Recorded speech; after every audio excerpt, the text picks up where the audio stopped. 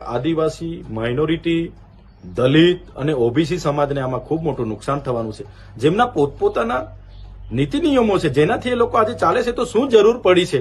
આજે પૂરા દેશના લોકો શાંતિથી જીવે છે, ત્યારે આજે અંદર વિખવાદ ઉભો કરવા માટે, વિવાદ ઉભો કરવા માટે, વર્ગ વિગ્રહ ઉભો કરવા માટે આ યુસીસીના નામે સરકાર આવી રહી છે ને માત્ર એટલો એમનો ચૂંટણીને લગતો એજન્ડા છે. આ કોઈ તમામ સમાજનો ઉદ્ધાર થવાની વાત નથી. સમાનતાની મોટી આ સરકારો વાત કરે છે. આજે આદિવાસી સમાજની પરિસ્થિતિ શું છે? આજે આદિવાસી સમાજના 78 વર્ષ આઝાદીના થઈ ગયા.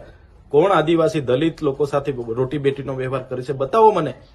એટલા માટે ગત રોજ અમે સ્પષ્ટ શબ્દમાં યુસીસીનો વિરોધ કર્યો છે, કરતા રહીશું. આવનારા દિવસોમાં માત્ર આદિવાસી નહીં પણ કોઈ પણ જાતિ નાતિના લોકો પર યુસીસી લાગુ નહીં થવી જોઈએ.